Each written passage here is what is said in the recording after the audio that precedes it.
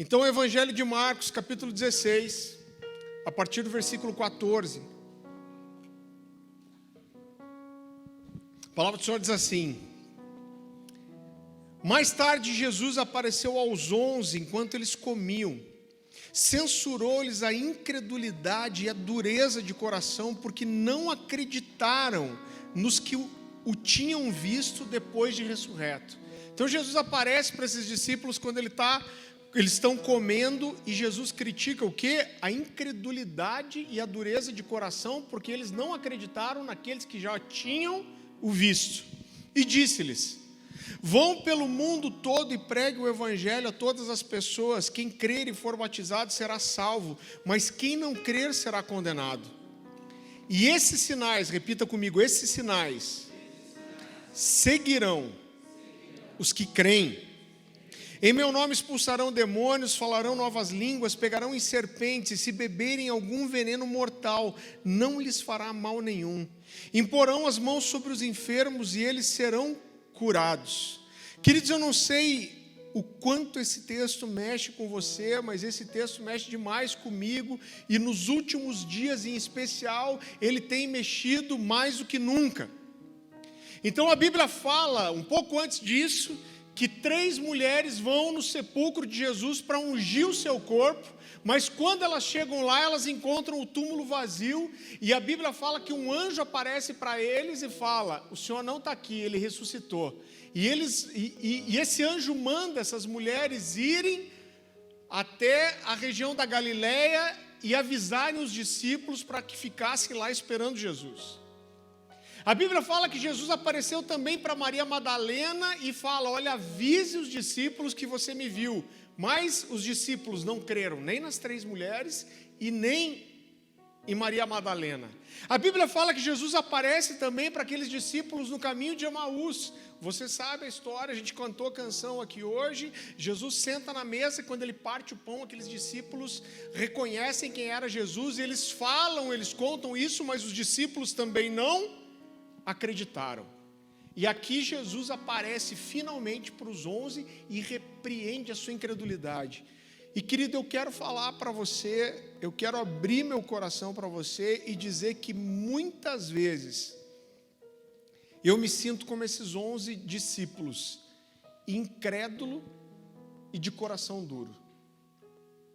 E Jesus aparece para esses homens e repreende a dureza do seu coração, a incredulidade deles, mas logo depois Jesus fala: ó, vão pelo mundo e preguem o evangelho a toda criatura. O que Jesus está dizendo para eles é: eu tenho andado 3 anos e meio com vocês, agora vocês devem dar continuidade àquilo que nós começamos, que eu comecei. Eu toquei essa região, mas agora vocês devem ir não só em Jerusalém, Judeia, Samaria, mas vocês devem chegar até os confins da terra, e vocês devem dar continuidade. E ele diz o quê? Em meu nome.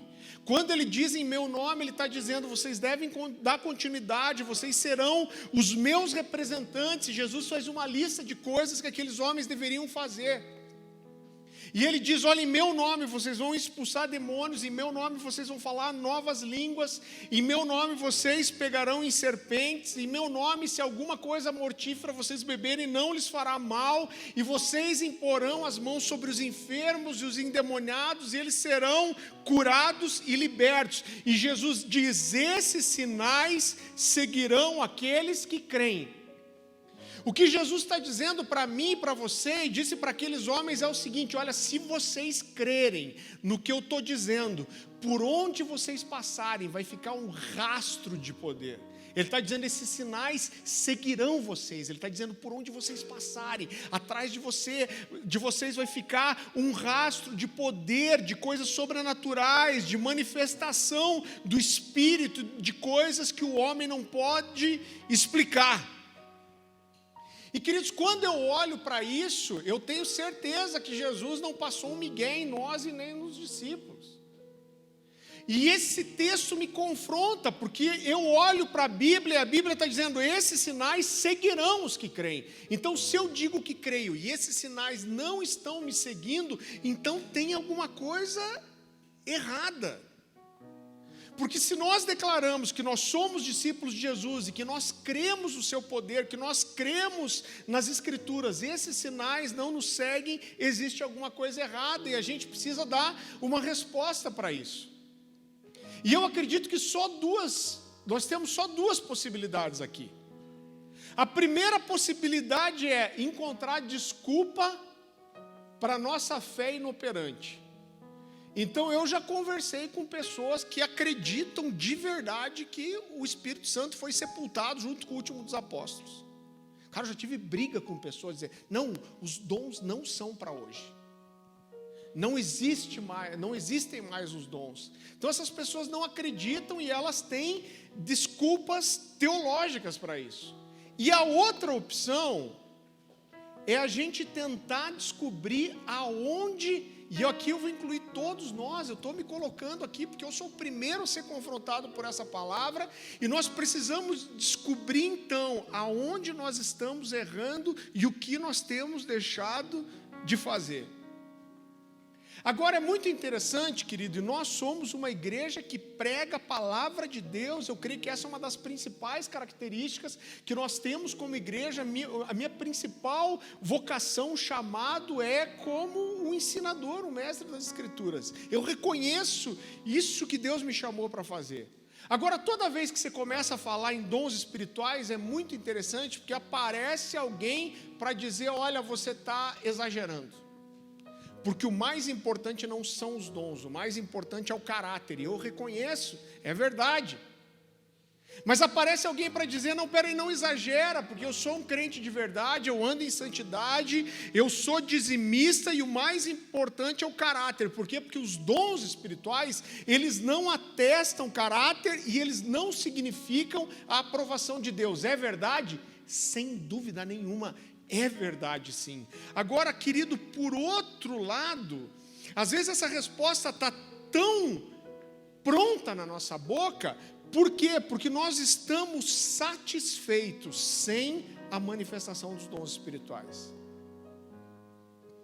Então eu sou um crente de verdade, eu entrego o meu dízimo, eu procuro viver uma vida de santidade, eu estou satisfeito. Você sabe que quando eu estava preparando essa mensagem, eu lembrei uma frase do Leonard Ravenhill. Quem já ouviu falar nesse cara, o cara que escreveu Porque Tarda o Pleno Avivamento, se eu não me engano, essa é uma frase do livro Oração de Avivamento, e ele começa o livro dizendo assim: eu estou convencido de que o motivo pelo qual nós não vivemos um grande avivamento é porque nós estamos satisfeitos sem ele. Agora, quanto nós desejamos, querido, quanto você e eu desejamos a manifestação dos dons espirituais. Irmão, vou falar uma coisa para você que pode parecer meio esquisita, mas eu estou com saudade de ver endemoniado, irmão. É verdade, pensa um negócio para provocar a fé do cara e para dar um gás, é você pegar um endemoniado pela frente. Irmão, o endemoniado, ele aviva o culto, irmão, ele dá um gás na gente, não é?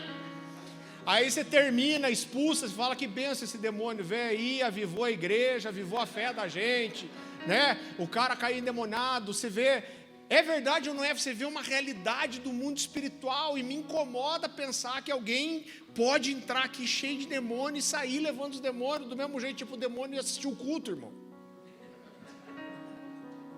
E ficou de boa.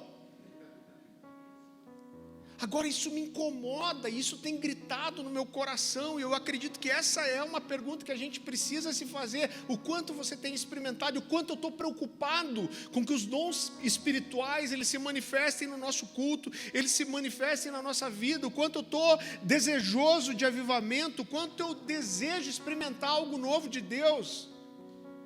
Ontem eu preguei no encerramento da semana de avivamento, e essa foi a pergunta: cara, quanto a gente quer algo novo?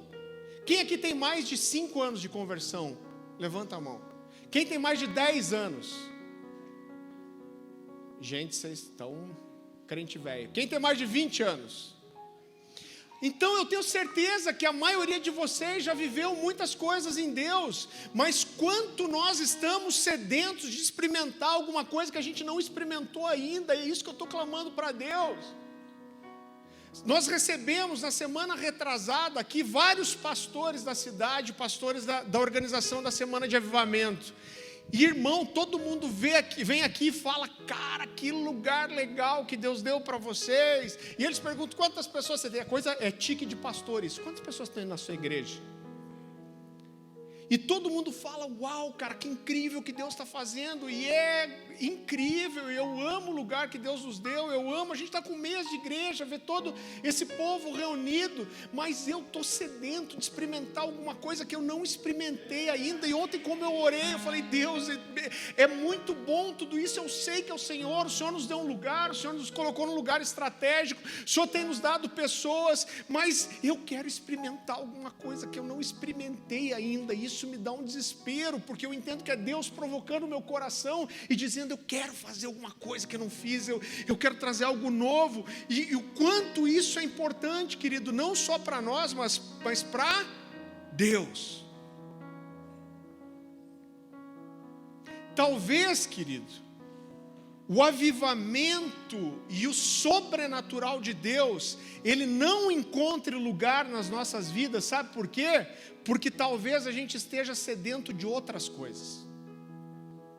E a gente vem para a igreja e eu não estou sedento de Deus. Eu estou sedento do quê? Eu estou sedento de prosperidade. Eu estou sedento de um carro novo. Eu estou sedento de uma casa nova. Eu estou sedento de um templo muito legal. Eu estou sedento de uma promoção. E talvez as coisas sobrenaturais, os dons espirituais não encontrem lugar na nossa vida, porque nós estamos sedentos demais por outras coisas.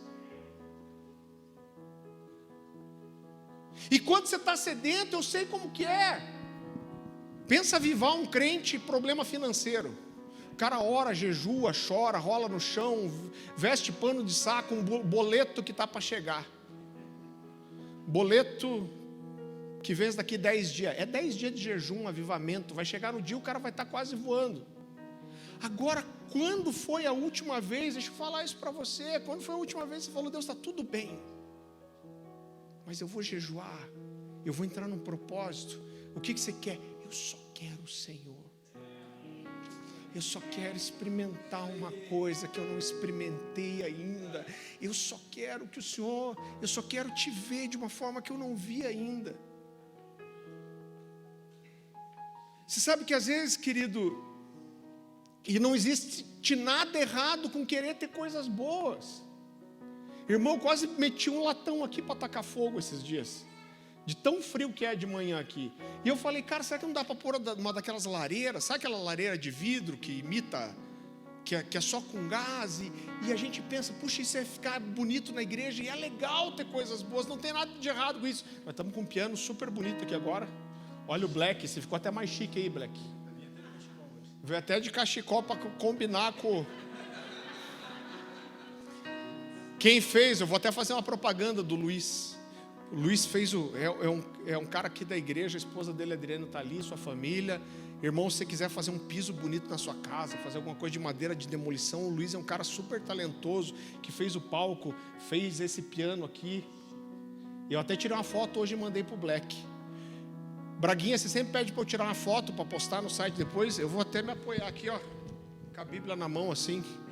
Se tirar uma foto para ir na capa do... Então não é, claro que é bom ter coisas boas, mas o que acontece é que muitas vezes a gente está tão preocupado com a temperatura que vai ter, a iluminação que vai ter, com quem vai vir ministrar, e não tem nada de errado com isso. É legal trazer pessoas que nos abençoam, é legal trazer bandas legais, é bom trazer pregadores bons. A gente fica preocupado com quem a gente vai trazer para ministrar, com quem vai vir no culto, mas às vezes a gente se preocupa tanto com essas coisas e a gente não se preocupa tanto com se Jesus vai estar no culto. As pessoas têm que estar confortáveis. A gente quer deixar você confortável, irmão. Esses ar aqui, irmão, eles são estilo, eles são proféticos. Eles são proféticos. Por que eles são proféticos? Porque a gente ficou tudo feliz quando entrou aqui e falou: mano, tem até ar. Aí eu trouxe um cara para fazer a revisão em todos os ar-condicionados. Ele começou de lá de trás. Falou, pastor, está tudo funcionando belezinho os ar. Eu falei, glória a Deus, agora vamos chegar no salão principal. Ele falou, pastor, tem uma coisa para te falar. Eu falei, o que é? Ele falou, só tem a frente do ar. Eu falei, é mesmo? É tipo a vida das pessoas na rede social? Só de aparência?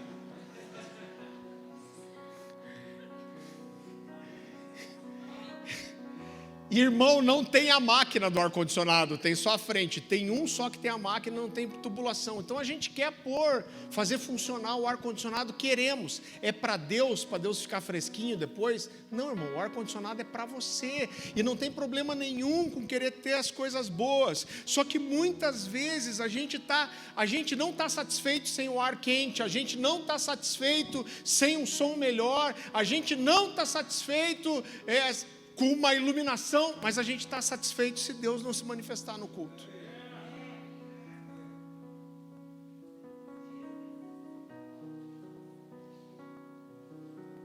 A gente teve aqui o primeiro culto. Eu virei para o Diego e falei, cara, pelo amor de Deus, a gente precisa de uma bateria. Carrom só em luau.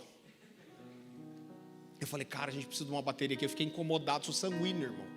Eu falei, cara, procura agora aí. Abre o Mercado Livre e procura. Eu estou brincando, mas eu sou assim mesmo, ele sabe. 11h30 da noite. Não, mas dá uma olhada aí já, tal, vamos comprar. Eu quero comprar uma bateria amanhã. Fiquei incomodado que não tinha bateria. Não, a gente precisa de uma bateria. Mas quanto eu estou incomodado com o nível de presença, de manifestação de Deus. Eu posso às vezes gastar horas procurando, negociando, tentando argumentar, e a gente fez isso, e mandou proposta, até comprar. Deus fez um milagre, comprar uma bateria nova pela metade do preço. Agora, quanto eu estou me dedicando aqui, me esforçando, por quê? Porque eu não estou satisfeito com nenhum culto, que Deus não se manifeste de forma verdadeira. Eu não posso estar satisfeito sem o poder de Deus. E quer saber uma grande verdade, irmão, que foi algo que Deus me falou um dia, e eu fui confrontado. Eu quero dizer para você, um dia eu estava orando, Deus me falou assim: você não pode pregar fé sem manifestar os sinais que seguirão aqueles que creem. Irmão, como que a gente vai pregar a fé para as pessoas se a gente não manifesta os sinais que a Bíblia diz? Se você crê, então esses sinais vão te seguir. E aí você olha para trás, não tem sinais, o que acontece? Como eu falei, eu sou o primeiro a ser confrontado por essa mensagem. Você sabe que quando você estuda história, e eu sou apaixonado por história, existe uma regra que qualquer acontecimento histórico, ele precisa de 3 pessoas confirmando a mesma história, a mesma verdade, para que ele seja considerado um fato mesmo. E uma vez eu estava lendo um livro do Philip Yancey e ele dizia assim, e eu lembro que ele falou isso, eu nunca mais esqueci. Ele falou: a maior prova para mim e para outras pessoas de que o cristianismo e a história bíblica de Jesus é verdadeira é a forma como os discípulos morreram. Irmão, quando você olha e você estuda, o primeiro foi Clemente, bispo de Antioquia, que registrou como os apóstolos foram mortos.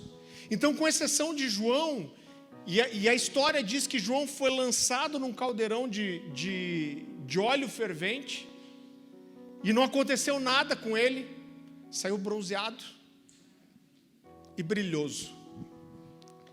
E a história, a tradição diz que eles ficaram com medo de matar João e desistiram e lançaram ele na ilha de Pátimos, mas com exceção de João, todos os discípulos foram martirizados. Agora, é muito interessante porque eu acredito que todos os países do mundo, pelo menos publicamente, todos eles rejeitam ou condenam a tortura, pelo menos publicamente. Por quê? Porque quando uma pessoa é torturada, ela confessa até o que não fez. Agora, esses 11 homens ou 10 homens, com a exceção de João, muitos deles torturados e morreram atestando a sua história.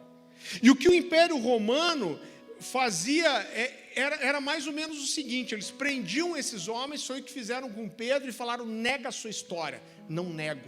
Nega que Jesus ressuscitou. Não nego. Se você não negar a sua história, você vai ser pregado numa cruz também.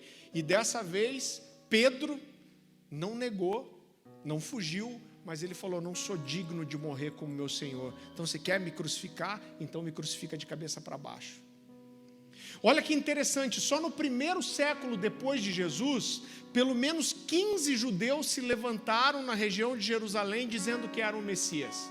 Sabe o que aconteceu? Eles juntaram pessoas com eles fizeram um movimento, mas logo os seus líderes foram mortos, e quando os líderes foram mortos, todos dispersaram.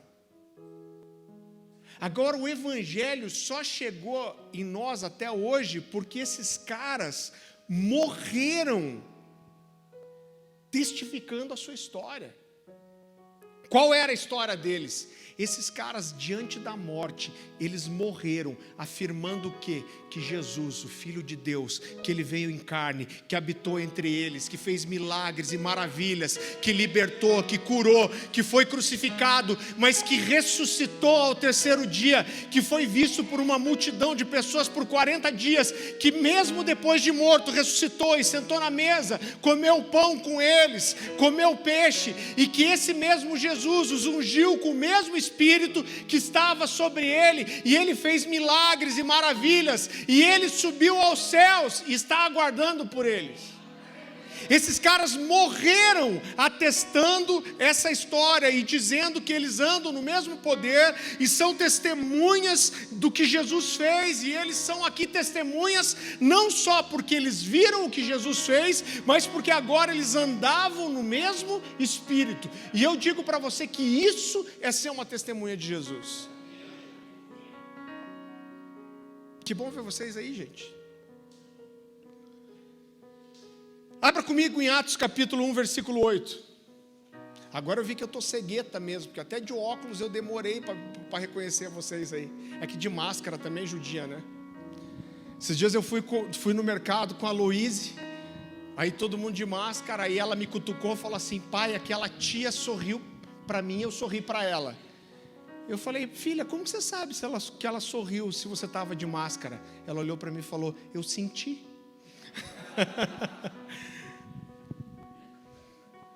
Eu senti o sorriso de vocês. Atos capítulo 1, versículo 11. Jesus disse aos discípulos: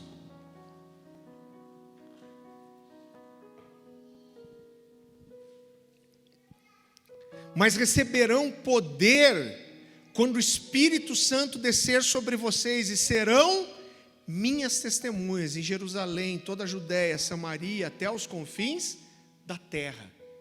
Você entende que quando a gente olha para esse texto, é fácil entender que ser uma testemunha de Jesus dentro daquilo que ele estava ensinando era mais do que só ter visto o que Jesus fez. Esses caras já tinham visto, mas aí Jesus vem e diz assim: quando o Espírito vier sobre vocês, vocês aí sim se tornarão as minhas testemunhas. Por quê? Porque eles não só viram o que Jesus falou, mas a partir desse momento eles iam andar no mesmo Espírito. Vá comigo para o Evangelho de João, capítulo 16.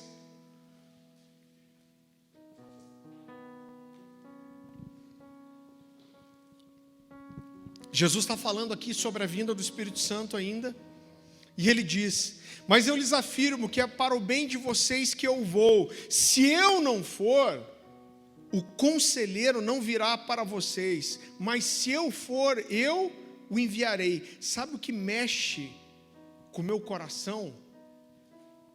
Cara, a gente está falando de Jesus, mas nesse momento, com essa frase, sabe o que Jesus faz? Ele prioriza a presença do Espírito Santo. Então Jesus estava andando há 3 anos e meio com esses caras, ele morreu, ressuscitou, ficou aparecendo para eles durante 40 dias, e depois Jesus chega para eles e fala: cara, agora eu preciso ir. Por quê? Porque se eu não for, o Espírito não vai vir, mas se eu for, eu enviarei o Espírito. E o que Jesus está dizendo é, a partir de agora, nesse momento, é mais importante que a presença do Espírito Santo esteja aqui do que eu esteja. Por quê? Porque quando ele vier sobre vocês, o Espírito, a ação do Espírito sobre vocês fará de vocês as minhas testemunhas. E a minha pergunta para mim mesmo e para você é: que tipo de testemunha nós temos sido? Que tipo de Jesus nós revelamos ao mundo? Querido, olha como é profundo isso aqui. Eu queria que você pensasse nisso agora. Você sabe que eu nasci na igreja e eu sou pastor de tempo integral há mais de 10 anos, e você acaba perdendo os relacionamentos que você tem com pessoas que não são cristãs. 99% das pessoas com quem eu me relaciono são crente, né? Às vezes quando alguém vem aqui na igreja fazer um serviço, a gente comprou esses dias um sofá ali, eu já enquadrei o menino, já chamei ele para vir na igreja, mas a maioria das pessoas que eu conheço são crentes. Agora, às vezes eu preciso parar e me lembrar que tem pessoas que nunca pisaram numa igreja na vida, como esse cara de uma loja aqui embaixo. Falou, eu mudei do Rio Grande do Sul agora, nunca pisou numa igreja evangélica na vida. E a pergunta que eu me fiz, eu quero fazer para você é: se a única oportunidade que uma pessoa tivesse de conhecer Jesus fosse olhando para você, que tipo de Jesus que essa pessoa ia conhecer? Esse cara não conhece nenhum crente, e não vai conhecer mais nenhum, mas de repente ele se encontrou com você. E você é quem pode revelar Jesus a ele. E você fala de Jesus para ele. E esse cara conhece você. E conhecendo você, a forma que você anda, qual a expectativa, que tipo de Jesus que ele espera conhecer?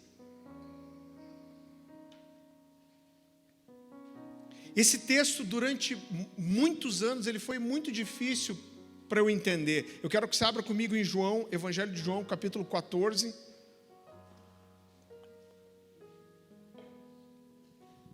Versículo 12.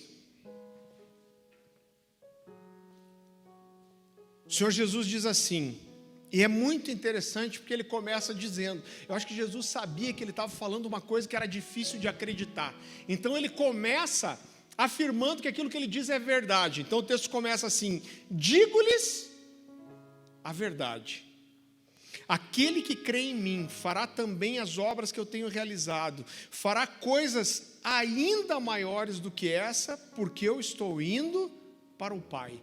Agora, muito tempo eu olhei para esse texto e eu tinha quase a sensação que Jesus estava passando um migué. Tipo, eu vou desafiar ele. E eu ficava, mas como assim? Ele é o Filho de Deus. Ele é Jesus. Como eu posso fazer obras maiores do que a dele? Mas quando eu comecei a estudar as Escrituras, eu entendi do que Jesus estava falando. Vá comigo para Atos capítulo 10, versículo 38.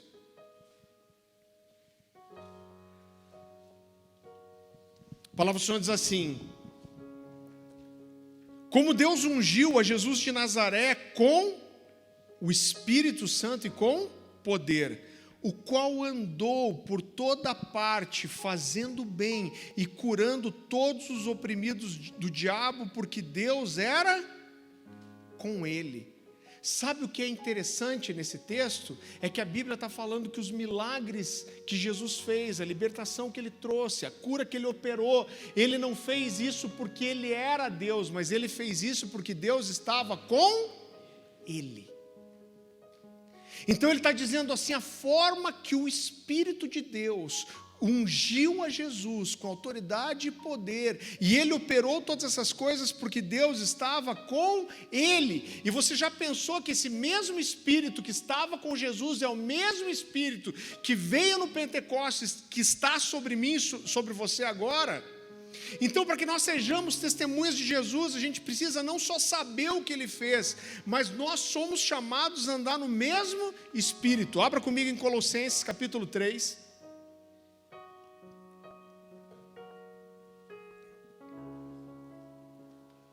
Esse texto é muito poderoso. Colossenses capítulo 3, a partir do versículo 13.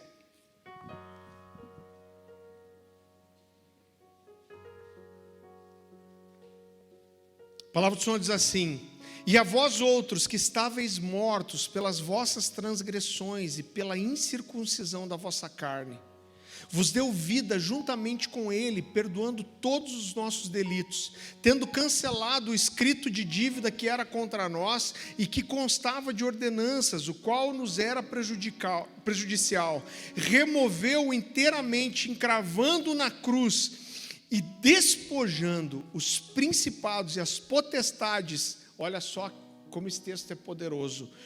Publicamente os expôs ao desprezo, triunfando na cruz.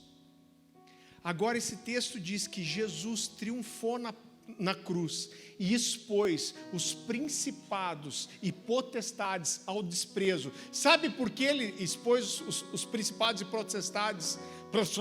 Os principados e potestades ao desprezo? Porque ele venceu o diabo, não como Deus, mas como homem. Quando Jesus foi para a cruz, ele havia, como a Bíblia fala, se esvaziado de toda a sua divindade, e ele venceu o diabo e a morte, e os expôs publicamente, porque ele venceu o diabo como homem e não como Deus. E ele está dizendo: esse mesmo Espírito que está sobre mim, ele está sobre você. Isso, é claro, não fala só sobre poder, fala de amor, de humildade, de perdão, de compaixão, mas fala também de poder. Quando Pedro e João curam aquele paralítico na porta formosa do templo, a Bíblia fala que esse homem era conhecido, há muito tempo ele mendigava ali, e de repente, quando Pedro e João estão chegando no templo para a oração da tarde, aquela era a porta mais conhecida, a porta principal do templo, e ele pede: olha, vocês têm alguma coisa para me dar? E João fala: não tenho ouro nem prata, mas o que eu tenho eu te dou, levanta e anda. A Bíblia diz que esse cara, ele sai correndo, ele vai passando por vários portais que tinham no templo, e ele era conhecido, ele provavelmente mendigava ali desde criança, e um alvoroço vai se formando, as pessoas vão se juntando, e todos eles estão vendo o milagre, e a Bíblia diz que de repente Pedro levanta e começa a falar de Jesus.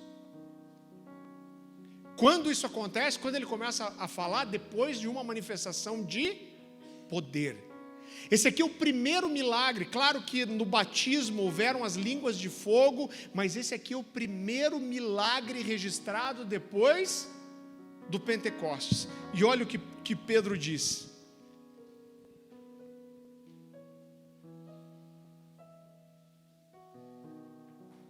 perdão, irmão, eu não coloquei a referência aqui, fui empolgado, está na Bíblia, mas eu sei de cabeça. Quando a multidão se junta, Pedro se levanta no meio deles e ele fala de Jesus, e ele termina dizendo assim: esse Jesus do qual eu sou testemunha. E essa é a primeira vez que um discípulo diz que ele era testemunha. Depois de quando? De um milagre, da operação de um milagre, assim como Jesus se movia. Ele está dizendo: eu fui cheio, eu ando no mesmo Espírito, e agora eu sou a testemunha dele.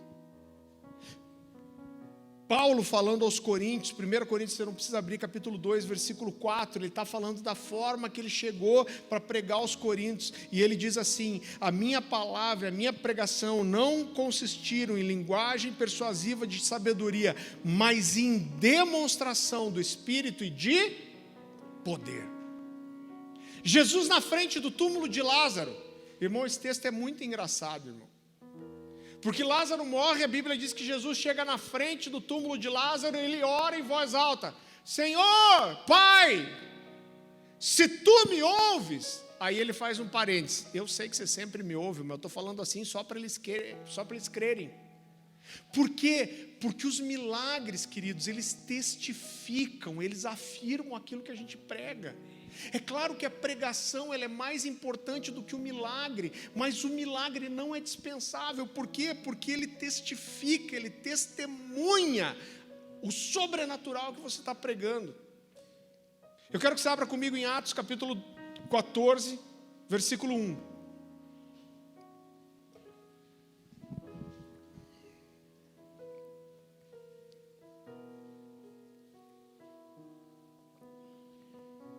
Em Icônio, Paulo e Barnabé também foram à sinagoga judaica e falaram de tal modo que muitos creram, tanto os judeus como os gentios. Alguns dos judeus que não creram, porém incitaram os gentios e envenenaram a mente deles contra Paulo e Barnabé. Ainda assim, os apóstolos passaram bastante tempo ali, falando corajosamente da graça do Senhor, que, olha o que a Bíblia diz, que testificava a mensagem deles, concedendo-lhes poder para realizar sinais e maravilhas. Eu não sei você, mas eu estou cansado de dar qualquer tipo de desculpa. Quem aí crê? Se nós cremos, os sinais precisam nos seguir, irmão. Pastor, você já viu muita coisa? Já vi muito, mas eu quero ver muito mais. Eu quero ver muito mais. Nós precisamos ser um povo que se move no poder. Ainda em Atos capítulo 4, depois que o paralítico é curado, pelo menos o capítulo já sei, é capítulo 4. A Bíblia fala que depois que Pedro começa a pregar, ele não terminou a sua pregação, mas as principais autoridades do templo, os fariseus, eles pegam Pedro e João e levam eles presos. E a Bíblia fala que esses homens são presos, apresentados diante de todas as autoridades, todos estavam ali para acusá-los, e a Bíblia diz que Pedro, cheio de autoridade, do Espírito e de poder, ele se levanta e fala de Jesus. E a Bíblia diz que todo mundo assiste, e a Bíblia diz que eles se cutucavam, e estavam impressionados em como homens incultos falavam com tanta autoridade. E a Bíblia diz uma frase assim: e eles tiveram que reconhecer que aqueles homens haviam estado com Jesus. Eu quero dizer uma coisa para você: eu quero que quando eu abrir minha boca, as pessoas tenham que reconhecer que eu tive com Jesus.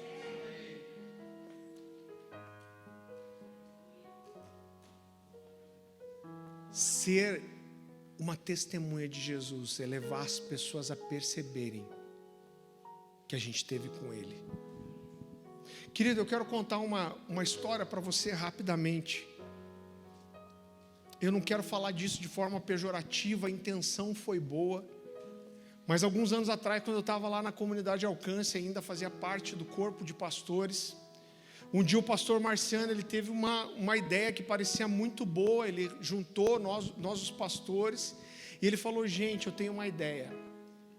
Falou: a gente tem oração na igreja todo dia, acho que era das 7h30 a 1h30 da tarde, das 7h30 da manhã a 1h30 da tarde. E ele falou: a partir da semana que vem, todos nós, os pastores, vamos vir aqui para a igreja às 10h30 da manhã e vamos ficar orando acho que era às 10 horas, e vamos ficar orando aqui na igreja das 10 às 11. Ele falou: é importante por quê? Porque nós estamos mostrando para a igreja que nós estamos orando, nós estamos dando testemunho, nós estamos dando exemplo, e a gente vai ter a oportunidade de orar junto também. Quando ele trouxe essa ideia, todo mundo topou. Agora, qual era a minha realidade? Eu normalmente acordava 8h30 da manhã para ter devocional, e ficava no devocional até 12h30, e eu procurava ficar em oração, leitura da palavra, 4 horas. Só que aí eu tinha que estar 10 horas na igreja. Para estar 10 horas na igreja, eu tinha que sair 9h30 da minha casa. Mas para sair 9h30 da minha casa, eu tinha que acordar, ou tinha que começar a tomar banho, me arrumar, porque depois, à tarde, as atividades da igreja já começavam, perto de 8h30 da manhã. Então eu já não orava antes de ir. Então eu acordava, tomava banho, me arrumava, já perdia o tempo do banho, o tempo de me arrumar, perdia meia hora de carro, e eu deveria estar orando desde as 8h30, mas começava a orar quando na igreja? Às 10. Mas de chegava às 10, às vezes tinha alguém que queria conversar com você. E a gente ia orar às 10, mas às vezes a gente fazia uma roda para orar, nós os pastores, e acabava falando de coisa da igreja, e falando de outra coisa, dizendo que tinha acontecido, e de repente estava 11 horas, aí eu tinha que voltar para casa. Atendia alguém, falava, me despedia, chegava em casa quase meio-dia. E aí 12h30 tinha que começar a arrumar as crianças para ir para a escola. E queridos, a gente ficou um ano assim. E eu quero dizer para você, eu quero confessar para você que a minha vida devocional foi por água abaixo. E o cara que podia separar 4 horas para estar no devocional, de repente não estava orando meia hora na igreja. E eu estava me sentindo uma fraude, aquilo foi acabando comigo. Por quê? Porque quando eu sonhava em estar no ministério em tempo integral, a primeira coisa que vinha na minha cabeça não era ser um pastor, não era pregar, não era a primeira coisa que vinha ao meu coração: eu vou ter tempo com Deus. E de repente eu olhei para mim e falei: cara, eu tenho tempo integral agora, eu oro menos do que eu orava antes de ser pastor.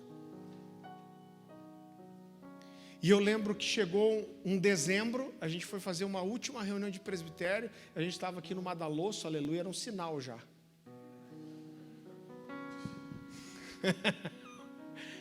E a gente estava, eu lembro, a gente estava aqui no velho Madalosso, e aí eu tive que abrir meu coração. Eu falei: gente, posso falar uma coisa para vocês? A minha vida devocional foi por água abaixo, e eu estou me sentindo vazio. E vai uma meia dúzia de gato pingado na igreja orar, e os caras que veem a gente orando lá são sempre os mesmos. E esse sentimento, eu falei: eu sei que a motivação foi correta, todo mundo estava com o coração certo, a gente achou que ia ser uma ideia genial, e tanto que eles me entenderam que a obrigatoriedade de orar na igreja acabou naquele dia. Mas eu abri meu coração para eles e falei: cara, a impressão que eu tenho é que a gente está fazendo um negócio para inglês ver, que a gente está tão preocupado que o povo vai ver que nós somos pastor e oramos. Eu falei: cara, deixa eu voltar a fazer o devocional na minha casa. Sabe por quê? Porque se eu gastar 4 horas por dia orando, quando eu abrir minha boca, eles vão ver que eu tive com Jesus. Quando eu me sentar para um aconselhamento, eles vão ver que eu tive com Jesus. Quando eu falar das escrituras, eles vão ver que eu tive com Jesus. Por quê? Porque ser uma testemunha de Jesus é poder fazer com que as pessoas percebam que você esteve com Ele, que você anda no mesmo espírito que Ele.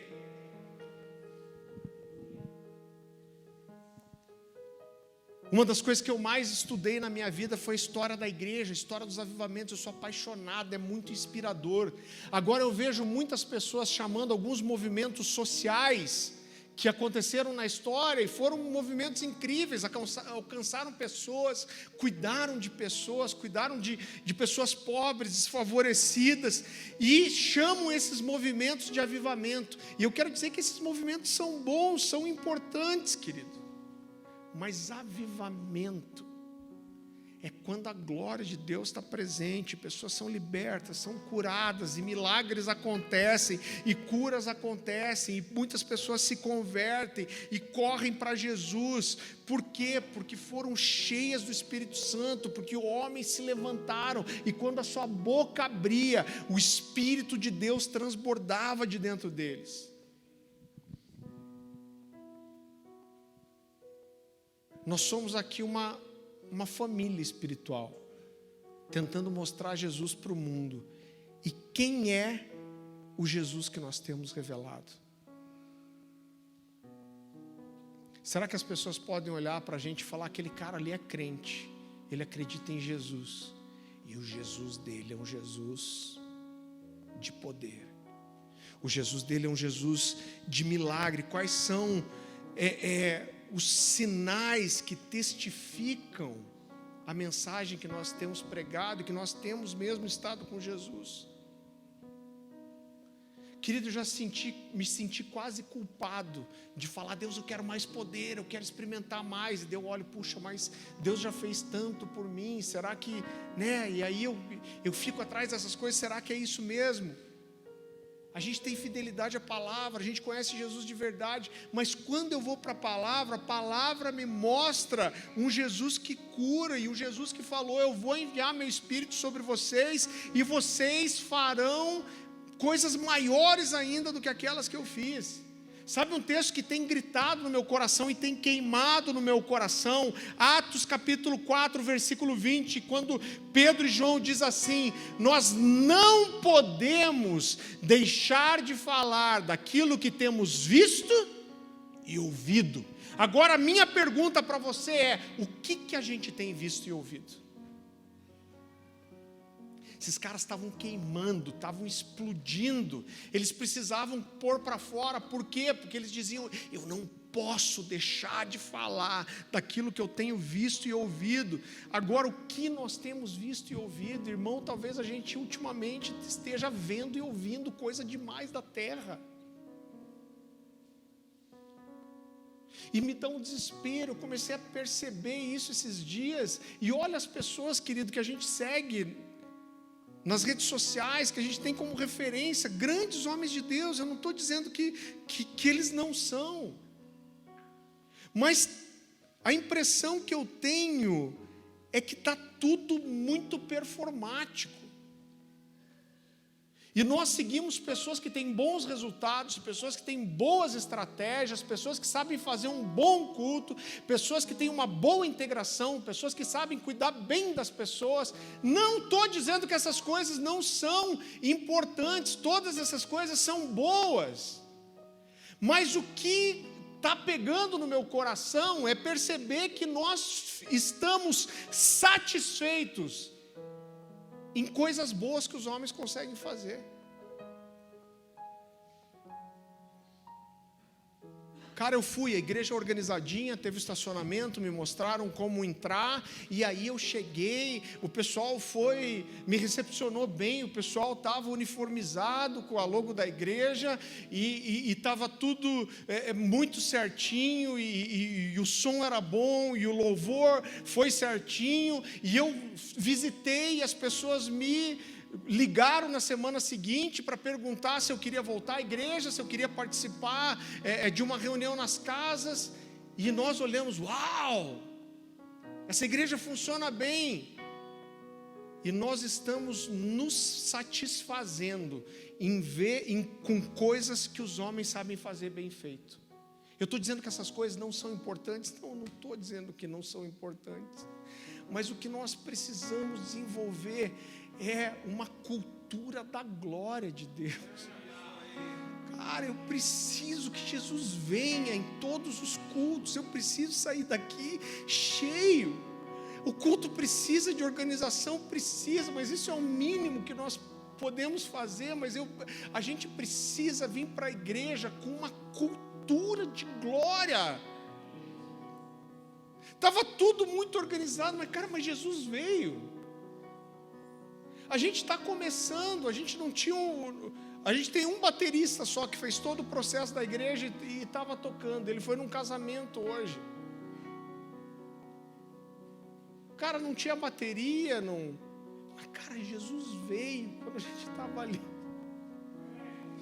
E nós precisamos ter essa cultura da glória. A gente não pode vir em casa, não, porque é importante o culto de domingo. Não, cara, eu quero ter um encontro com a glória de Deus. Eu quero sair daquela reunião cheio. Eu quero ser confrontado pelo Espírito. Eu preciso experimentar alguma coisa nova. Eu preciso sair dali provocado para viver algo. Eu preciso sair transbordante, sair daqui louco para pensar em quem eu vou encontrar segunda-feira no meu trabalho, porque eu tenho uma coragem de orar por essa pessoa, e eu vou falar de Jesus, e eu vou ter uma impressão profética, eu vou liberar algo. Isso se chama uma cultura de glória. Cara, a gente vai se preocupar com as outras coisas, precisa ter organização, precisamos ter uma licença de bombeiro, a gente está correndo agora para ter licença para pôr bem mais pessoas aqui, tudo isso precisa ser feito. Mas eu preciso estar muito mais preocupado com que Jesus esteja aqui do que com qualquer outra coisa. Uma cultura de glória, uma cultura de glória. O Senhor tem me falado essa semana inteira, quando eu venho para cá, e eu tenho um monte de coisa para resolver, não tem ninguém de tempo integral, irmão, eu faço tudo, até comprar um papel higiênico para a igreja a gente compra. Mas eu tenho sentido Deus falar comigo, enfia sua cara no chão aí. Esteja comigo, me procure. Não é isso que essas coisas vão acontecer. Você está preocupado demais com as coisas que não são as mais importantes. Mas a gente precisa que Jesus esteja aqui, que quando você sai da sua casa, você saia para ter um encontro com a presença, com a glória de Deus.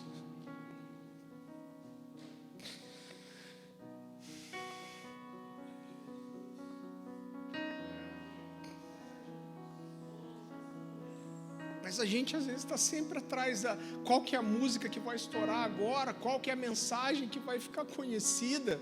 Eu estava falando com o Diego, hoje a gente conhece, tem tanta gente que nos toca. Mas quando eu fui tocar das primeiras vezes, tinha um ministério dos Estados Unidos que era assim a maior referência para a gente, que era a Morning Star. Não sei quem conhece a Morning Star do Rick Joyner. E a gente estava conversando e falou, cara, qual que é a música conhecida da Morning Star? Cara, não sei. Qual que é a pregação conhecida deles? Cara, não sei. Tá, mas o que tinha a Morning Star? Cara, quando esses caras estavam juntos, Deus vinha. A gente não pode se contentar com nada que seja menos que isso. Eu não quero, eu falei, Deus, traz um descontentamento no meu coração. O Senhor tem, cara, a gente tem visto tantas coisas maravilhosas aqui na igreja, parece que aparece uma necessidade, quando a gente veio, a gente nem orou, Deus já respondeu. E tudo isso é muito bom, mas eu não quero estar satisfeito com isso, isso é pouco. Eu não quero vir para a igreja pensando se as pessoas vieram, gostaram.